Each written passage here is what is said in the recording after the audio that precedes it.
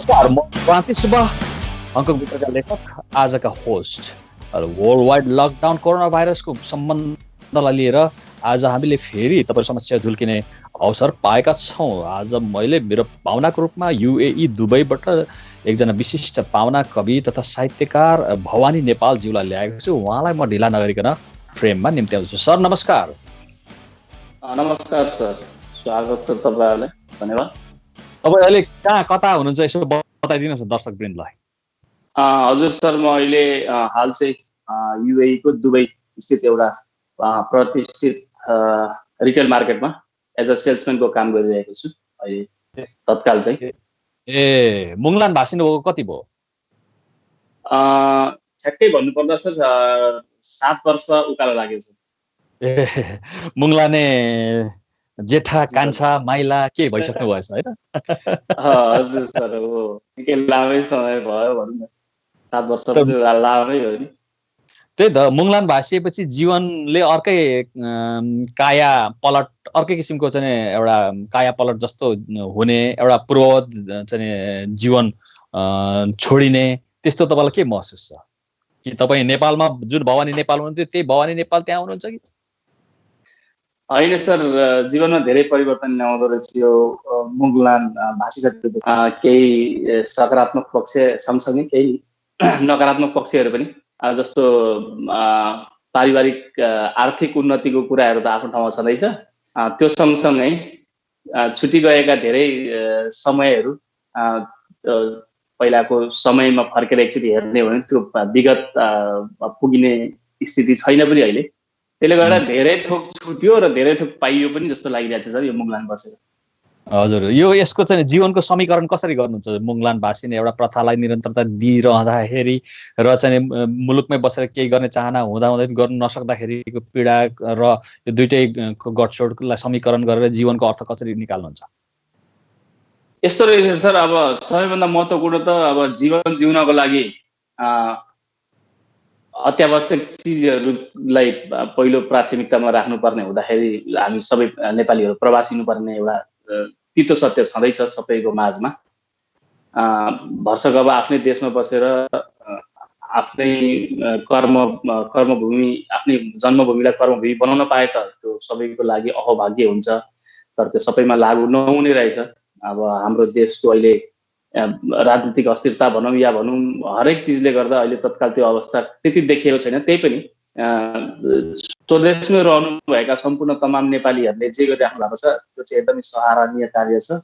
अब हामीले पनि विदेश बसेरै भए पनि केही राम्रै गरौँ भन्ने उद्देश्य लिएर गरिरहेका छौँ। अब हेरौँ आगामी दिनहरूमा यसले के कस्तो प्रभाव पार्छ। तपाईँ दुबई युएईमा हुनुहुन्छ, हामी हङकङमा छौँ होइन। हामीलाई एउटा प्रवासीको छुट्टै किसिमको पीडा र मुलुकमै बसेर केही गर्नु नसक्नुको एउटा छुट्टै किसिमको चाहिँ एउटा हामीभित्र एउटा दुःख छ होइन। अब त्यसो हुँदाखेरि अब मातृभूमिको लागि अब एउटा नियतिले हामीलाई अब अथवा विविध कारणले नेपालीहरू हामी जस्तै बाहिर छन् र देशप्रेमी छन्, मातृभूमिलाई माया गर्छन्। अब छुट्टै तरिकाले अब मातृभूमिलाई अब आफ्नो चाहिँ मातृभूमिप्रतिको कर्तव्यलाई एउटा न एउटा स्वरूपमा प्रदर्शन गर्ने, प्रमाणित गर्ने एउटा चाहिँ हुटहुटी चाहिँ हुँदो रहेछ होइन? तपाईँलाई कस्तो लाग्छ? मलाई चाहिँ त्यस्तो भयो। हो सर, झन् विशेष गरी हामी प्रवासी सकेपछि देशप्रतिको माया, आफ्नो समाजप्रतिको माया, उत्तरदायित्व अझ धेरै बढ्दो रहेछ भन्ने कुरो महसुस चाहिँ म प्रवासी सकेपछि मैले धेरै महसुस गरेको छु। आफ्नो देशप्रतिको माया, अब जस्तो अब अहिले तत्काल भारतले सीमा मिचिरहेको कुरामा पनि अब नेपालमै रहनुभएका दाजुभाइ दिदीबहिनीहरूले पनि धेरै आवाजहरू उठाइराख्नु भएको छ, बुलन्द आवाज उठाइराख्नु भएको छ। यो अवस्थामा विशेष गरी हामी प्रवासमा बस्ने हामी तमाम नेपालीहरूलाई पनि धेरै नै यस्तो कुराहरूले चाहिँ हृदय स्पर्श गर्दो रहेछ। अनि देशभक्ति पनि भनौँ न थप जागृत हुँदो रहेछ जस्तो महसुस भइरहेको छ सर अहिले प्रवासमा बसेको अवस्थामा। सही कुरो। किनभने कुनै पनि कुरोको महत्त्व उसको अनुपस्थितिमा मात्रै थाहा हुन्छ भनिन्छ नि त हैन? हो सर, हो एक्ज्याक्टली हो। त्यसै भइरहेको छ सर अहिले अब झन्। ठिक छ, अब हामी यसो गरौँ। अहिले युएई दुबई एउटा नेपालीहरूको एउटा राम्रो डेस्टिनी हो, त्यहाँ पनि नेपालीहरू जान्छन् अथवा लालायित हुन्छन्। जस्तै मिडल इस्ट भनेको चाहिँ दुबई बहराइनहरू अलिक राम्रो आय भएको हो। नेपालीहरू कति छन् त्यहाँ सर? सर एक्ज्याक्टली तथ्याङ्क चाहिँ अब एम्बेसीले निकालेको तथ्याङ्क अहिले हालसालै चाहिँ मैले पनि अपडेट गरेको छैन, आफूलाई अपडेटेड गराएको छैन। तर सरदर 3 लाख नेपालीहरू, 3 लाखभन्दा माथि भनौँ न, किनभने भिजिटमा आउनु भएको नेपालीहरूको तथ्याङ्क समेटिएको सायद हुन्छ हुँदैन मलाई ठ्याक्कै यकिन भएन। सरदरमा 3 लाखभन्दा माथि हुनुहुन्छ नेपाली भन्ने कुरो आइरहेको छ सर युएईमा। किनभने युएईमा जम्मा 7वटा स्टेट छ, सबै 7वटा स्टेटमा गरेर 3 लाख एबोभ नेपाली चाहिँ युएईमा अहिले हुनुहुन्छ। कुन स्टेट होला तपाईँलाई याद छ? दुबई सबैभन्दा भनौँ न प्रख्यात, अब युएईको सबैभन्दा प्रख्यात सहर, त्यस पछाडि राजधानी अबुधाबी, सँगसँगैका स्टेटहरू जस्तै शारजा, अलेन, फुजेरा, रसेल खेमा, रसल क्वाम, यसरी गरेर जम्मा 7वटा, जेबलाली, यिनीहरू गरेर जम्मा 7वटा स्टेट चाहिँ युएईमा छ सर। अब यसो गरौँ, कसो गरौँ भने तपाईँको जस्तै यो एउटा कोरोना भाइरस जुन डिसेम्बरमा चाइनाको वुहानबाट सुरु भयो, त्यस पछाडि अब थाइल्यान्ड, साउथ कोरिया हुँदै तपाईँको यता युरोप सकेपछि मिडल इस्टमा पनि आयो। त्यता कोरोना प्रकोपको आरम्भिक खण्डमा कस्तो किसिमको एउटा मानसिक सन्तास तपाईँहरूले फिल गर्नुभयो? हजुर, अब विभिन्न समाचार माध्यमहरूबाट चाहिँ अब चाइनामा डिसेम्बरबाटै सुरु भएको भन्ने कोरोनाको जुन एउटा महामारी भनौँ, त्यो चाहिँ मिडल इस्टमा लगभग मलाई जहाँसम्म याद छ मार्चको पहिलो हप्तादेखि अलिकति भयावह अवस्था चाहिँ सिर्जना भयो मिडल इस्टमा चाहिँ। अब ठ्याक्क समय तलमाथि हुन सक्छ। लगत्तै युएई सरकारले त्यति बेला युएई सरकारले लकडाउनको घोषणा गरिरहँदा सुरुमा यहाँनिर निकै नै मतलब भयावह अवस्था सिर्जना भएको थियो। जस्तो विशेष गरी म रिटेल मार्केटमा काम गर्ने भएको हिसाबले अहिले अन्य क्षेत्रहरूलाई त्यति समेट्न पाएको छैन, तर मैले काम गर्ने क्षेत्रमा चाहिँ अब जस्तो बिजनेसहरू अटोमेटिकली बढ्ने, मान्छेहरूले चाहिँ अब खाने पाइँदैन कि खान नपारै मरिने हो कि भन्ने खालको एउटा सन्तास मान्छेको मनमा भएको कारणले गर्दाखेरि मान्छेहरूको फ्लो एकैचोटि बढ्ने, क्राउड हुने है, मान्छेहरूले सबै सामानहरू चाहिँ लगभग 2-4 महिनाकै लागि किनेर लगाएर राख्ने खालको त्यस्तो। सँगसँगै अब तपाईँले त्यो सेनिटाइजर, मास्क, ग्लोभ्सहरू त अब नर्मलै भइहाल्यो, त्यो सबले युज गर्ने नै। यावत कुराहरूले सुरुमा निकै नै सन्तास मचाएको थियो मिडल इस्टमा, अहिले पनि मचाइरहेको छ। किनभने दिन प्रतिदिन संक्रमित संख्या बढिरहेको छ, मृत्युदर बढिरहेको अवस्था छ, सबै हामीले हेर्न सक्छौँ न्युजहरूमा पनि। तर अहिले तत्काल चाहिँ केसेसहरूको पनि अपडेट गरिदिनुहोस् न, कुल जनसङ्ख्या कति अहिले संक्रमित छन् तपाईँले त्यहाँ टिप्नुभएको छ? युएईको कुल जनसङ्ख्या युएईमा अहिले तपाईँलाई 22,627 अहिलेको समयसम्म सङ्क्रमित हुनुभएको छ, जसमध्येमा 214 जनाको मृत्यु भइसकेको अवस्था छ। सङ्क्रमित सङ्ख्या 22,627 अब आजको मितिसम्म। क्षेत्रफलको हिसाबले त्यो ठुलै सङ्ख्या हो नि त, जस्तै होइन? जस्तै अब यहाँको जनसङ्ख्याको हिसाबमा र यहाँको क्षेत्रफलको हिसाबमा यो ठुलै सङ्ख्या मानिन्छ सर। भनेपछि त्यो के अरे महामारीले त्यस के अरे आक्रान्त पारेकै मान्नु पर्दछ, किनभने 22,000 भनेको क्षेत्रफलको हिसाबले त त्यो निकै ठुलो भयो नि त, होइन? हजुर एक्ज्याक्टली। अहिले अवस्था गम्भीरै छ भनौँ न। हाम्रै नेपाली दाजुभाइहरू पनि धेरैजना सङ्क्रमण भइराख्नु भएको छ, उहाँहरूसँग टचमा कुराकानी भइराखेको छ। नेपालीको बारेमा तपाईँले भन्नुहोस् त, के छ नेपालीहरूको अवस्था त्यहाँ? ठ्याक्कै अहिले पहिला सुरुमा चाहिँ सर अब हाम्रो यहाँ युएई गभर्मेन्टले, हेल्थ हबले अथवा भनौँ यहाँको सञ्चार माध्यमहरूले चाहिँ कोरोना यति सङ्क्रमित भए भनिरहँदा एसियाबाट यति, युरोपबाट यति अथवा अमेरिका साइडबाट भन्ने त्यस्तो खालको समाचार आउँथ्यो। तर अब अहिले चाहिँ त्यो सम्भवै भएन, किनभने दैनिकको तपाईँलाई 500-700 सङ्क्रमित हुने अवस्था देखिएको छ। अब त्यो एउटा क्षेत्र चाहिँ छुट्याइएको छैन। नेपालीहरू अहिलेसम्म कति नेपाली चाहिँ कोरोना सङ्क्रमण हुनुभएको छ भनेर ठ्याक्कै यकिन चाहिँ मसँग अहिले तत्काल छैन। र एनआरएनए युएई का सदस्य दाजुभाइ दिदीबहिनीहरूले पनि यो तथ्याङ्क निकाल्ने चाहिँ एउटा एप्लिकेसन तयार गर्नु भएको छ, जुन एप्लिकेसन हामीले गएर फर्म भर्न सक्छौँ। तपाईँलाई कोरोना लागेको छ छैन, तपाईँ घर जान चाहनुहुन्छ चाहनुहुन्न, खाना बस्नको सुविधा के छ, कस्तो खालको तपाईँको अहिलेको अवस्था छ, जागिर छ छैन, जबलेस हो कि के हो भन्ने कुराहरूको तथ्याङ्क त्यहाँनिर त्यो सङ्कलन भइसकेपछि एक्ज्याक्टली डाटा निक्लिन्छ। त्यसको लागि हामी पनि प्रतीक्षारत छौँ। र मृत्युदरको कुरा अन्दाजमा भन्नुपर्दा जस्तै तपाईँको सम्पर्कमा आएका मानिसहरू 1 2 3 कोही होला नि, सुन्नु पनि भएको होला। सर्कलमा त हजुर सर, मेरो साथी सर्कलमा त त्यो भनौँ न 100 भन्दा माथि नै छन्। तर अब ठ्याक्कै यकिन नभइसकेपछि अब यो देश पनि त्यस्तै भयो, किनभने यहाँनिर अब त्यो बिना सूचना सम्प्रेषणको चाहिँ अब यसरी हामीले भनिहाल्न पनि मिल्दैन। ठ्याक्कै 10-12 जना भन्दा त माथि नै संक्रमण छन् नेपाली पनि। बेसी छन् सर, बेसी छन् 50 जना पुग्ला मुस्किल। सरदर त्यस्तै होला। 4 जनाको मृत्यु भन्ने चाहिँ खबर आइसकेको छ। 4 जना नेपालीको मृत्यु चाहिँ युएई मा भइसकेको छ भन्ने खबर आएको छ। अब त्यो पनि अब कतिसम्म पुष्ट समाचार हो होइन, अथवा कोरोनाले नै हो भन्ने कुरा चाहिँ सुरुमा चाहिँ एकजना महिला दिदी हुनुहुन्थ्यो, त्यस पछाडि लगभग 4 जनाको भन्ने कुरा मैले जहाँसम्म समाचार माध्यमबाट मैले सुन्नमा पढ्नमा आएको छ। तपाईँले चिनेको मानिसहरू त होइन नि उहाँहरू? चिनेको अहिलेसम्म हुनुहुन्न सर, चिनेको मध्येबाट। तर संक्रमित चाहिँ चिनेको धेरै हुनुहुन्छ। तपाईँले संक्रमित चिनेको कतिजना छ? करिब 10-12 जना भइसक्नु भएको छ। 10-12 जना संक्रमितसँग तपाईँले भलाकुसारी गरिसक्नु भएको छ? हजुर, यसरी नै फेसबुक मार्फत अथवा च्याटमा। तर उहाँहरूको अवस्था एकदमै अहिले एकदमै उ छ, दिनुपर्ने अवस्था छैन, नर्मल्ली छ। किनभने जहाँसम्म मलाई लाग्छ यो कोरोना पनि एक्टिभ र डिएक्टिभ जस्तो हुने रहेछ। क्या हो, कुनै कोरोना चाहिँ अब एक्टिभ हुँदो रहेछ, अलिकति पहिले रोग भइसकेको मान्छेलाई चाहिँ त्यसले अलिक धेरै चाहिँ प्रभाव पार्ने हुँदो रहेछ सायद। युएईमा अहिले नेपालीको सन्तास विश्वमा जसरी छाएको छ त्यसरी नै यहाँ पनि छाएको छ। तर त्यस्तो डराइहाल्नुपर्ने अवस्था देखिने नेपालीहरू चाहिँ अहिलेसम्म त्यति सम्पर्कमा आउनु भएको छैन। त्यो एउटा हाम्रो लागि खुसीको पक्ष हुनसक्छ सर। अब त्यहाँ चाहिँ युएईको नेपालीहरूले आफूलाई बचाउनको निमित्त कस्तो कस्तो किसिमको चाहिँ के अरे उपायहरू अपनाउनु जरुरी लाग्छ तपाईँलाई त्यहाँ?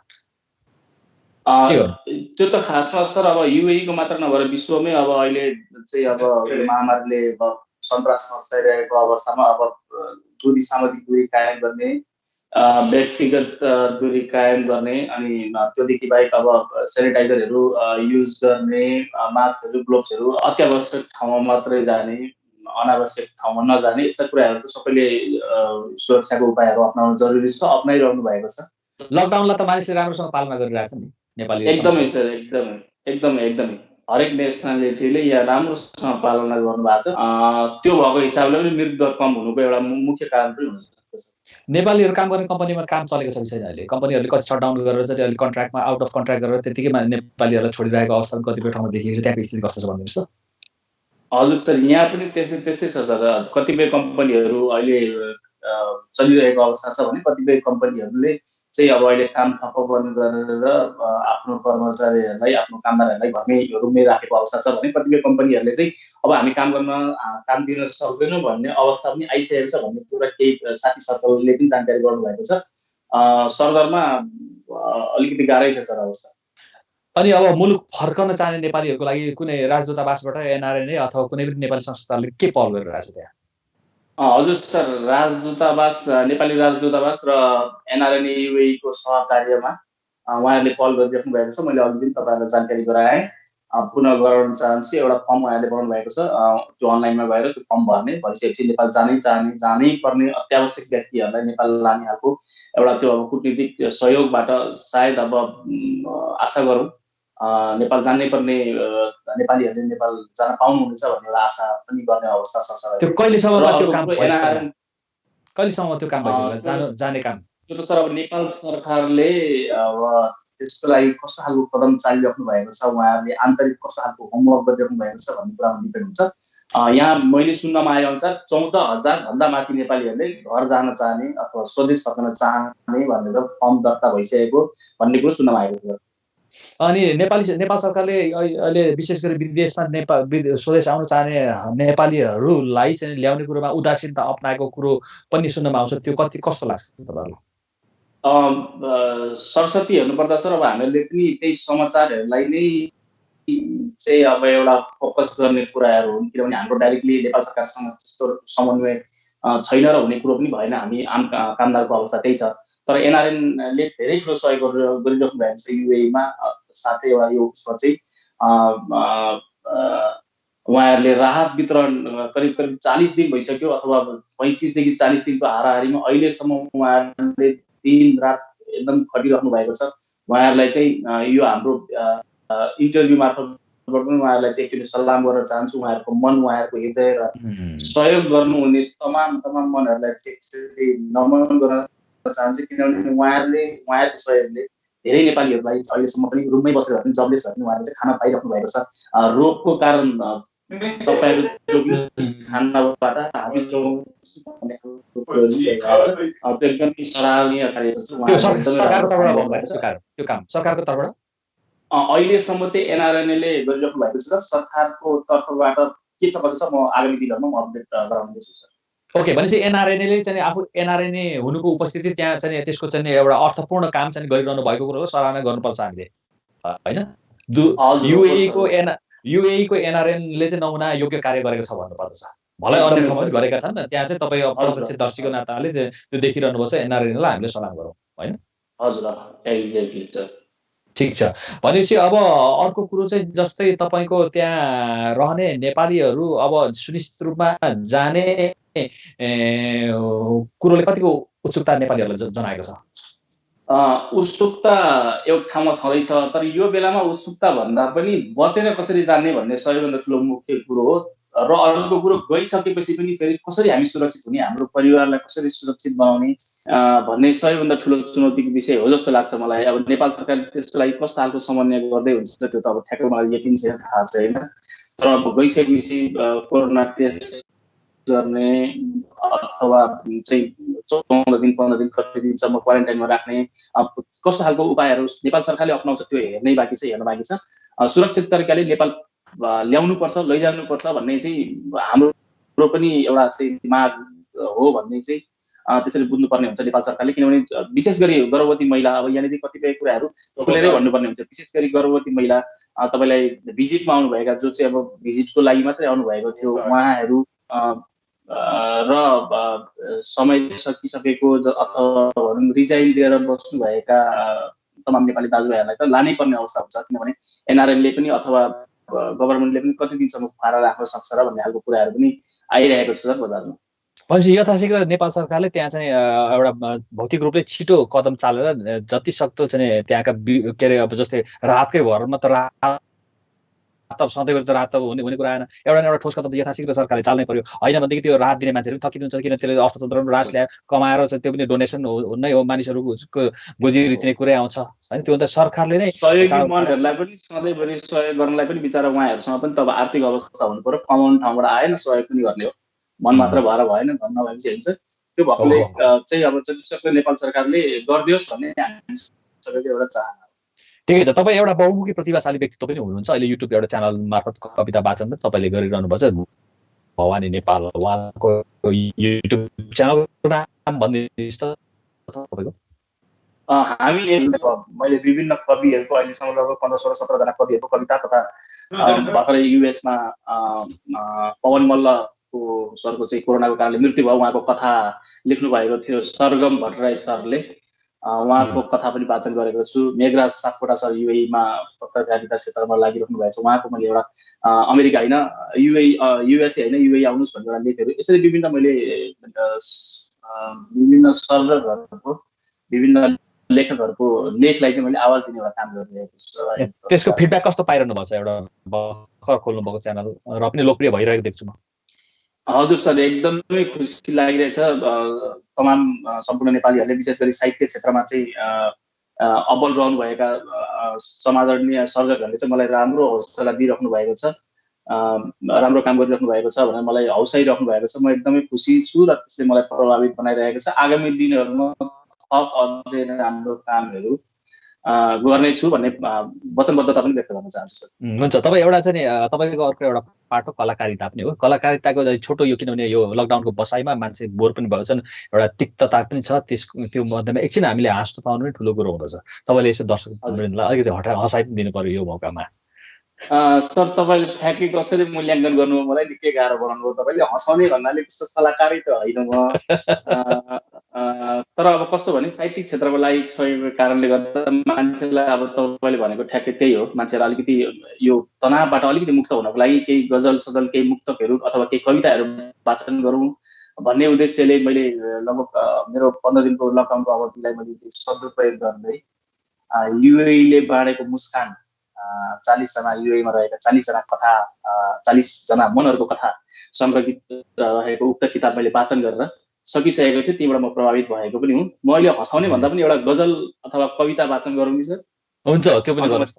हुन्छ, गरिहालौँ। हुन्छ एकदम गरिहालौँ सर। हुन्छ सर, म एउटा गजलतिरै जान्छु।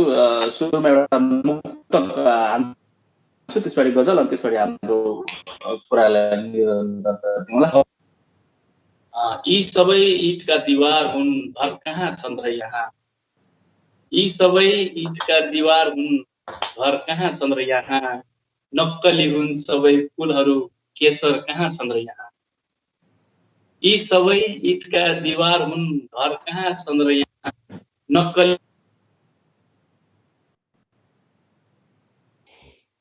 हेलो भवानीजी, उहाँ हराउनु भएछ।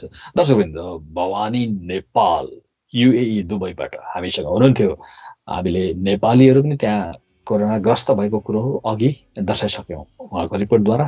र उहाँ अहिले यस्तो छ, तपाईँको युएई अथवा मिडल इस्टमा तपाईँको अलिकति यो स्काइप चाहिँ अलिकति चल्दैन, अनि उहाँले अर्को कुनै भिपिएन माध्यमद्वारा ल्याइराख्नु भएको हो। त्यसमा अघि हामीले अलिक 10 मिनट जस्तो लियौँ, अहिले 10 मिनट जस्तो लिँदाखेरि हाम्रो टाइम्स अप भएको बुझिन्छ। त्यसकारण अब यो कार्यक्रमलाई म यहीँ अन्त्य गर्न चाहन्छु। आवश्यक परेमा फेरि उहाँलाई अरू कुरो विषयलाई समेटेर लिएर उहाँलाई फेरि म गर्ने नै छु। उहाँ भवानीजी आउनुभयो? भवानीजी आउनुभयो जस्तो छ। अपरेटर सर देवमान लिम्बू हुनुहुन्छ हाम्रो अपरेटर। आजको प्रविधिमा साथ दिनु न, उहाँले हामीलाई जोड्ने काम गरिरहनु भएको छ। उहाँ ल तपाईँको अघिको वाचन गर्दै गरेर जाओस् त। अब हामी 5 मिनट त बाँच्छौँ होला नि फेरि त्यहाँ, हुन्छ सर, म्याक्सिमम 5 देखि 10 मिनट बसौँ। ल कति बाँच्छौँ, ठिक छ, गरौँ न। हुन्छ, उहाँले ओके भन्नु सुरु गरौँ हुन्छ। होइन, अब हामी अनमै छौँ अहिले, ओके गर्नै पर्छ, हामी लाइभमै छौँ। यी सबै ईटका दिवार हुन्, घर कहाँ छन् र यहाँ। नक्कली हुन् सबै फुलहरू, केसर कहाँ छन् र यहाँ। यस्तो लाग्छ कहिलेकाहीँ मानव नै छैनन् जगतमा। यस्तो लाग्छ कहिलेकाहीँ मानव नै छैनन् जगतमा। जिउँदाहरूको चिहान हुन्, सहर कहाँ छन् र यहाँ। यी सबै ईटका दिवार। यो धेरैले रुचाइदिनु भएको एउटा मुक्तक थियो मेरो, अलिक अगाडि नै लेखेको। एकदम यो बेजोड छ सर। अर्को जान्छ अब। हजुर, अब सँगसँगै एउटा म गजल अलिकति गजल नै पनि नभनौँ, किनभने गजल लेख्न पनि म जान्दिनँ सर। गजल जस्तै चाहिँ हो यो। एउटा सुमधुर सम्बन्धमा दरार आएको छ।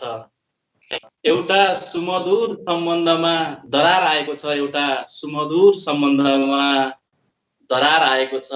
घाँटी रेट्नलाई कसैले तरवार आएको छ। एउटा सुमधुर सम्बन्धमा दरार आएको छ। घाँटी रेट्नलाई कसैले तरवार आएको छ।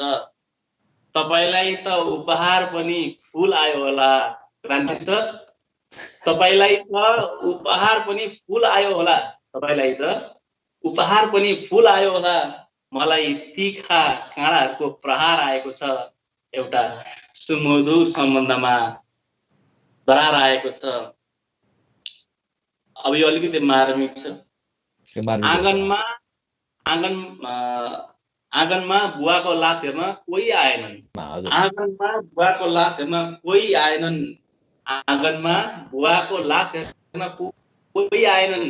मृत्यु दर्ताको दस्तुर लिन सरकार आएको छ। एउटा सम्बन्धमा दरार आएको छ। घाँटी रेट्नलाई कसैले तरवार आएको छ। अब हामी अलिकति सुदूर पश्चिमतिर जाउँ। सुदूरमा जीवन जल नभएर जीवनै जल्यो अरे। सुदूरमा जीवन जल नभएर जीवनै जल्यो अरे। सुदूरमा जीवन जल नभएर जीवनै जल्यो अरे। औषधिको झुटो आश्वासन लगातार आएको छ। एउटा सुमधुर सम्बन्धमा दरार आएको छ। घाँटी रेट्नलाई कोसेली तरवार आएको छ। हिजो भर्खर अपराधबारे नियम बनेको थियो। हेर्नुहोस् है, हिजो भर्खर अपराधबारे नियम बनेको थियो। हिजो भर्खर अपराधबारे नियम बनेको थियो। एका बिहानै बलात्कारको समाचार आएको छ। एउटा सुमधुर सम्बन्धमा दरार आएको छ। घाँटी रेट्नलाई कोसेली तरवार आएको छ। अब म अन्तिम शेरमा छु, यो पनि अलि मार्मिक छ। आमा भन्नुहुन्छ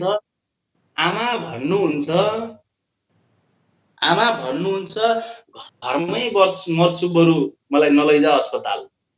आमा भन्नुहुन्छ बरु घरमै मर्छु मलाई नलैजा अस्पताल।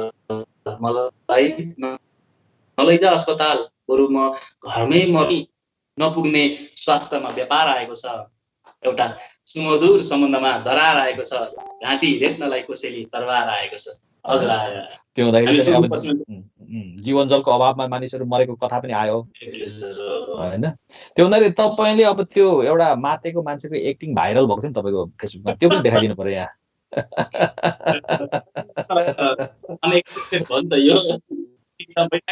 मलाई याद आएन अहिले त्यो बताइहाल्नु थियो। दर्शकले हामीसँग हुनुहुन्छ भवानी नेपाल UAE-बाट। उहाँको नेपालीको कोरोनाको स्थिति कस्तो छ उहाँले त्यो पनि बताउँदै अन्य कुराहरूमा पनि हामीले हल्का फुल्का छलफल गरिरहेको हो। त्यो हुँदाखेरि अहिले उहाँ फेरि कता जानुभयो? त्यही हुनुहुन्छ? म यही छु सर। हुन्छ, अब तपाईको चाहिँ कम्पोज गरिसक्नुभयो त्यो एक्टिङको?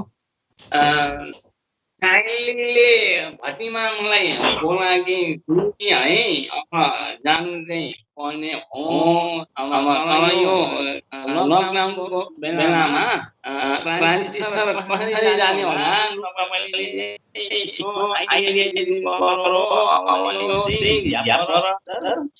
लकडाउनमा कसरी जाने भनेको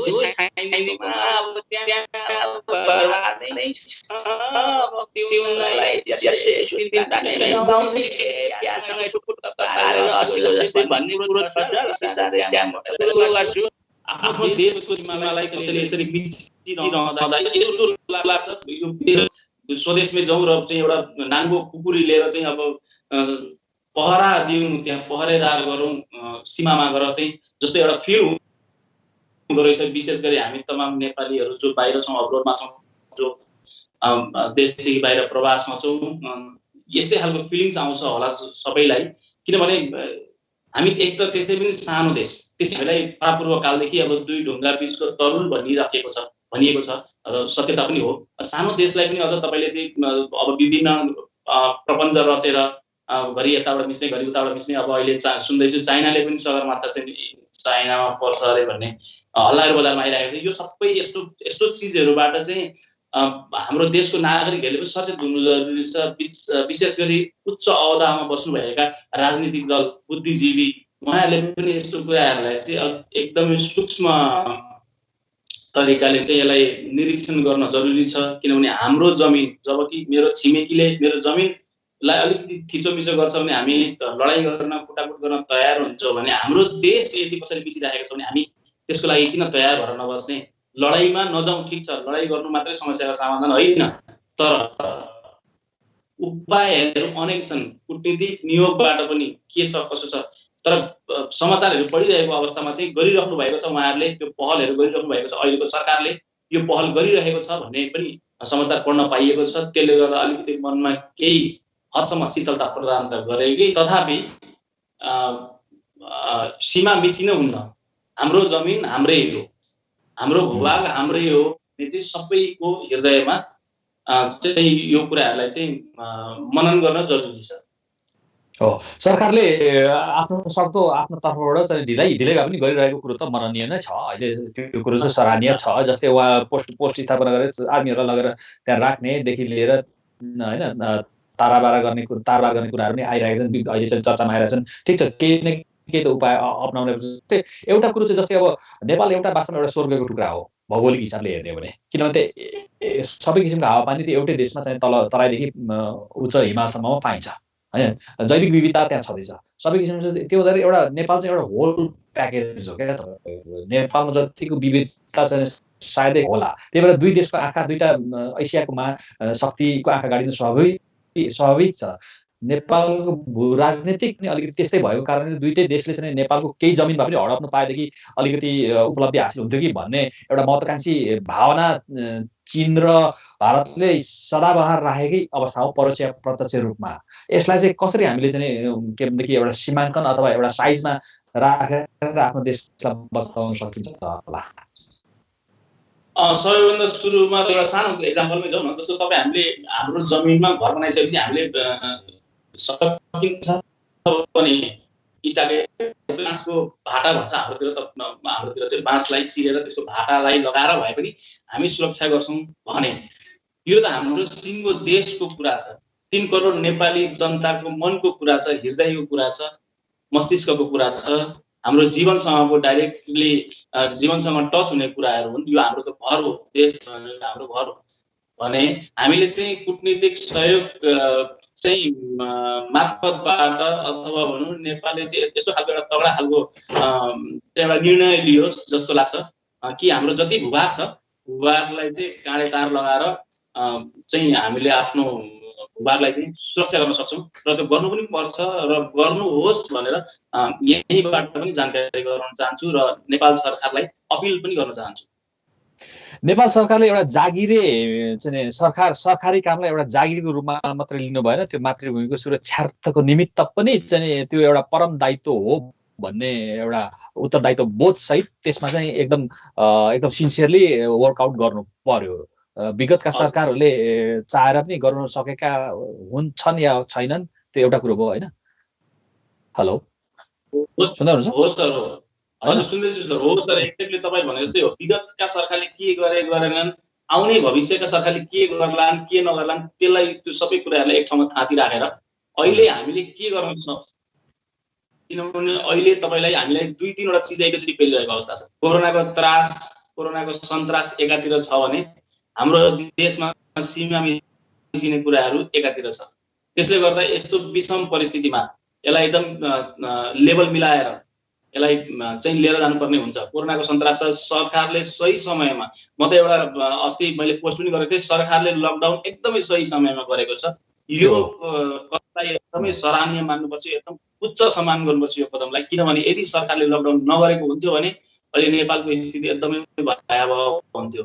अब हामी कतिपय साथीहरूको चाहिँ के छ मनमा मनस्थिति भने हामी चाहिँ विरोध गर्नकै लागि मात्रै विरोध गरिरहन्छौँ, जतिले पनि विरोधै मात्रै गरिरहने यो होइन। ठिक छ, सरकारले गलत गरेको कामलाई गलत पनि भन्नुपर्छ, सही गरेको कामलाई सही भन्नुपर्छ। लकडाउन सही समयमा गर्यो त्यसको लागि एकदमै उच्च सम्मान छ, एकदमै यो कुरालाई मूल्याङ्कन गर्नुपर्ने हुन्छ। साथसाथै सँगसँगै यो सीमा मिचेका कुराहरू छन्, यसलाई पनि चाहिँ चाँडो यो कुराहरूलाई चाहिँ यो समस्यालाई समाधान गर्नतर्फ सरकार लाग्नु पर्छ। लागिरहेको देखिराखेको छ, समाचारहरू पढिरहँदा मनमा अलिकति मनमा शीतलता भइरहेको छ। तपाईँको कस्तो छ भने नि जस्तै अहिलेको कस्तो छ भने तपाईँको अहिले सरकारले चाह्यो भने धेरै कुरो गर्न सक्छ अहिलेको सरकारले, किनभने बहुमतको सरकार हो एटलिस्ट होइन। यतिको बहुमत विगतमा कमै थिएन। त्यसकारण अहिलेको सरकारले गर्न चाह्यो भने इच्छा शक्ति भयो भने धेरै कुरो गर्न सक्छ र त्यसको चाहिँ सुरुवात अब गर्नुपर्छ। धेरै पेन्डिङ रहेका इस्युजहरूमा होइन। त्यसकारण जस्तै अब प्रधानमन्त्रीज्यूलाई नै अडान लिने कुरोमा त अलिकति उहाँमै माहिरै हुनुहुन्छ नि त। जसरी अडान लिने मान्छे त हुन् नि त हो नि होइन। जस्तै अब तपाईँको नाकाबन्दीलाई 8 महिना जब मधेस आन्दोलन भयो सर, मधेस बन्द भयो, त्यतिखेर उहाँले लिनुभएको अडानबाट पनि थाहा हुन्छ उहाँ एउटा निर्णय लिन सक्ने लिडरसिप छ भन्ने कुरो चाहिँ छ हो पनि। तर त्यो भनिरहँदा पनि अब अहिलेको अवस्थामा गर्नै पर्ने कुराहरूलाई चाहिँ मेन फोकस गर्नुपर्ने जस्तो देखिन्छ।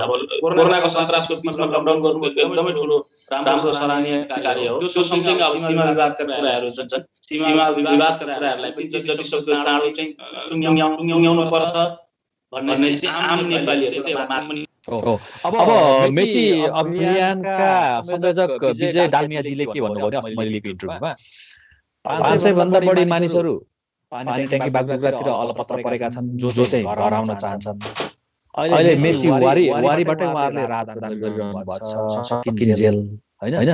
यदि त्यो 500 भन्दा बढी नेपालीहरूलाई सरकारले भित्र सीमाभित्र आफ्नो देशभित्र आउने बाटो खुला गरिदिनु भयो भने उहाँहरूको सम्पूर्ण जिम्मेवारी क्वारेन्टाइनमा राख्नेदेखि लजिस्टिक सपोर्ट, खाने पिउने सबै हामी प्रबन्ध गर्न सक्छौँ भनेर विकल्प दिइसक्नु भएको छ। हजुर, एउटा नागरिक स्तरको एउटा के अरे एउटा चाहिँ अर्गनाइजेसनले मेची अभियान हो, त्यसले एउटा अभियानको अभियन्ताहरूले त्यसो भन्नुहुन्छ भने सरकारलाई त्यो भन्दा बढी सहयोग कति चाहियो? हो, स्थानीय तवरबाट त तपाईँलाई एउटा इभन एकजना व्यक्तिले पनि निकै ठुलो सहयोग गरिरहनु भएको छ। व्यक्तिले पनि निकै ठुलो सहयोग गरिरहनु भएको छ। यतिखेर सरकारको मुख ताक्ने बेला पनि होइन, सङ्घ संस्थाले होइन, व्यक्तिगत हिसाबले पनि जो मनकारी व्यक्ति हुनुहुन्छ, जोसँग मनको साथसाथै धन पनि छ, म चाहिँ अब यतिसम्म चाहिँ मेरो बजेटले भ्याउँछ, म गर्न सक्छु, यो बेलामा नगरे कहिले गर्ने, यति बेला नगरे कहिले गर्ने भन्ने खालको धेरै समाचारहरू आइरहेको छ, धेरै हेर्न पाइरहेको छ। त्यो एकदमै खुसीको कुरा हो। हामी नेपालीहरूको मन त्यसै पनि अमलो छ। अनि धेरै ठाउँमा त्यस्तो समाचारहरू चाहिँ आज यतिजनालाई भयो। इभन तपाईँलाई काठमाडौँमा हाम्रो के अरे तथा पाइलट विजय लामा सरले पनि उहाँले पनि गर्नुभएको, उहाँहरू त एउटा उदाहरणको पात्र मात्रै हुन्छ। त्यस्तो हामीसँग धेरै नेपाली दाजुभाइ दिदीबहिनी हुन्छ जसले चाहिँ भोकाहरूलाई खुवाइराख्नु भएको छ। एकदमै ठुलो राम्रो कुरा हो। त्यसरी नै हरेक स्थानीय तहमा सरकारकोले समन्वय गर्न सक्ने ठाउँमा समन्वय गर्ने, नसकेको ठाउँमा जस्तो एक्जाम्पलको लागि मैले यहाँबाट पठाउने क्रान्तिले त्यहाँबाट चाहिँ अब नेपालको भनौँ न एक्जाम्पलको लागि 5000 नेपाली रुपियाँ एउटा तपाईँ र म मात्रै पनि एउटा उदाहरण बन्न सक्छौँ। तपाईँ हामी उदाहरण बन्ने बित्तिकै, तर यो त एउटा उदाहरण मात्र हो, किनभने धेरैले गरिराख्नु भएको छ। धेरै ठाउँमा धेरैले राहतको प्याकेजहरू ल्याइराख्नु भएको छ, विशेष गरी खाना खुवाउने काम गरिराख्नु भएको छ। त्यसले गर्दा धेरै हताहत हुने अवस्था छैन, मानिसहरू भोकै मर्नुपर्ने अवस्था छैन। जहाँसम्म पहुँच छ, मैले अघि पनि भने जहाँसम्म पहुँच छ त्यहाँसम्म। अब पहुँचै नपुगेको ठाउँमा त कतिपय साथीहरू त भोकै पनि बस्नु भएको होला, उहाँसँग सम्पर्क गर्ने कुनै माध्यम होला होइन, टेलिफोन सम्पर्क नहोला, उहाँको वरिपरिको एक्टिभ व्यक्तिहरू कोही नहुनु होला, त्यस्तो ठाउँमा पुग्न चाहिँ निकै गाह्रो छ।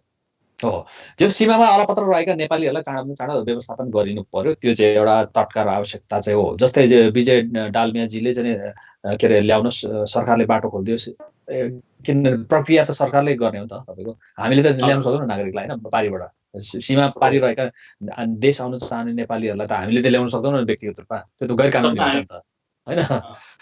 सरकारले त्यसको चाहिँ मार्ग प्रशस्त गरिदियो भने लिगल्ली, अनि त्यसपछि बाँकी व्यवस्थापन चाहिँ हामी गर्छौँ भनिरहनु भएको छ नागरिक समाजका अभियन्ताहरूले। त्यति कुरो चाहिँ सरकारले सुनिदियो भने सरकारलाई पनि हम्मे पर्दैन नि त। होस्टेमा सरकारलाई हामी पनि सरकार नौ नि, प्रत्येक नागरिक एउटा सरकार हो आफैमा होइन र। हामीले सरकार भनेर सरकारमा डिपेन्डेन्सी हुने भन्ने कुरो पर्दैन नि त। हाम्रो नागरिक मिलेर देश बन्ने हो, समाज बन्ने हो। नागरिक आफैमा पनि एउटा सरकारको एउटा स्वरूप हो, एउटा के अरे एउटा सानो इकाइमा पनि। अब हाम्रो समय सक्यो, तपाईँले जाँदै अब हाम्रो दर्शकहरूलाई के भनिदिनुहोस् न सर, अन्तिम सन्देश। अहिलेसम्म तपाईँले हामीलाई हेरिराख्नु भएको छ, धेरै धेरै धन्यवाद। विशेष धन्यवाद मैले अघि पनि भने क्रान्ति सुब्बालाई र नेपाली एसडिटी टेलिभिजन टिमलाई, जसले चाहिँ यो एउटा वातावरण सिर्जना गर्नुभयो, उहाँहरूलाई धेरै धेरै धन्यवाद, नमस्कार। प्रविधिमा सहयोग गर्नुहुने सम्पूर्णलाई नमस्कार, पुरै इन्टायर टिमलाई धन्यवाद, नमस्कार।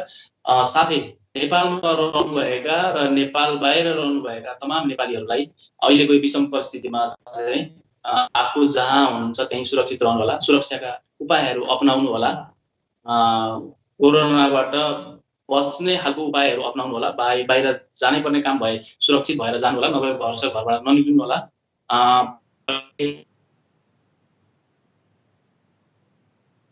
हेलो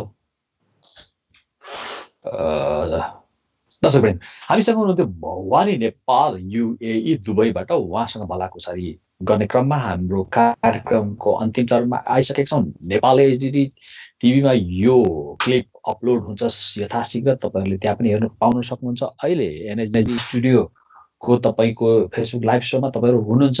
यदि तपाईँहरू कुनै पनि देशमा हुनुहुन्छ, हामीसँग जोडिनु चाहनुहुन्छ भने स्काइप डाउनलोड गरेर NHDD टिभीलाई एड गर्नुहोस्। त्यसपछि हामीसँग तपाईँले जोडिन सक्नुहुन्छ र आफ्नो धारणा, आफ्नो अनुभव, लकडाउनको सिलसिलामा भएको कुराहरू तपाईँले राख्न सक्नुहुँदछ।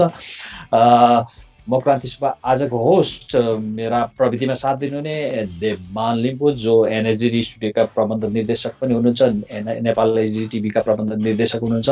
उहाँले हामीलाई कनेक्ट गराइदिनु भयो, उहाँलाई धन्यवाद दिँदै म आजका प्रस्तुत क्रान्ति सुब्बा बिदा हुन चाहन्छु। नमस्ते।